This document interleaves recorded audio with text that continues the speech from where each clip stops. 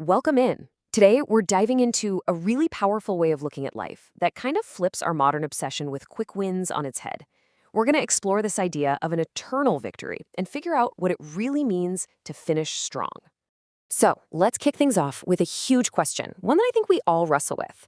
How do you actually measure a successful life? Is it about the money, the fame, getting off to a blazing fast start?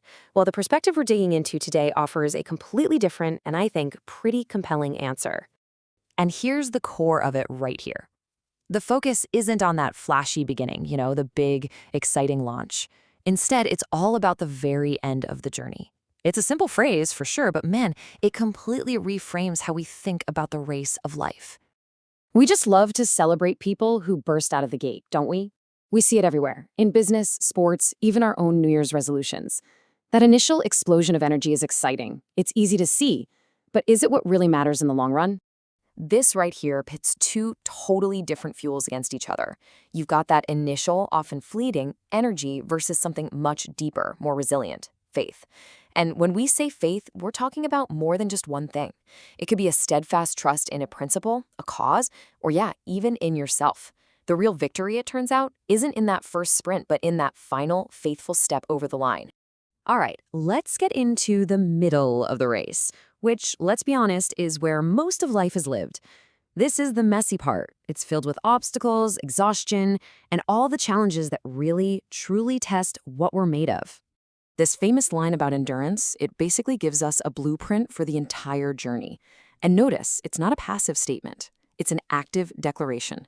It's like a final report on a life that was lived with purpose, from the starting gun all the way to the finish.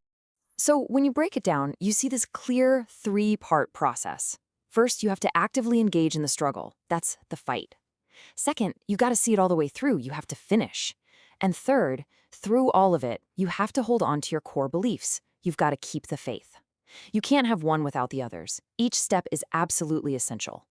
Okay, so what does this finish line even look like? If it's not about being the fastest or coming in first, then what's the prize? This is where we get to redefine the whole concept of what it means to win. Think about it like this. On one side, you have the sprint. It's all about that early lead, that initial burst of speed. But on the other side, you have the marathon. That's fueled by endurance, by commitment, and it's sustained by faith. One is just a temporary position in the race. The other is about your final state of being. So let's get really clear on the goal here.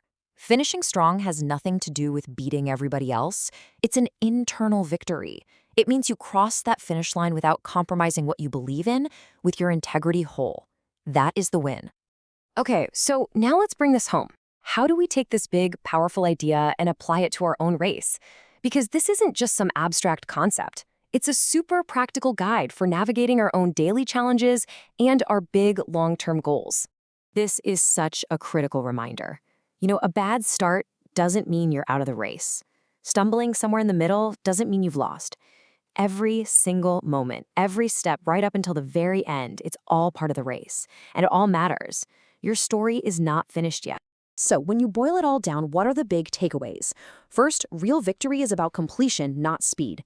Second, the fuel you need for the long haul isn't just a burst of energy, it's an enduring faith. And finally, the winner is defined by their perseverance. And that leaves us with one final thought, a question just for you. As you look at your own journey, your own race, what will it take? What does perseverance look like for you? What's the faith that's going to fuel your endurance? Because it's not just about running the race, it's all about how you choose to finish it.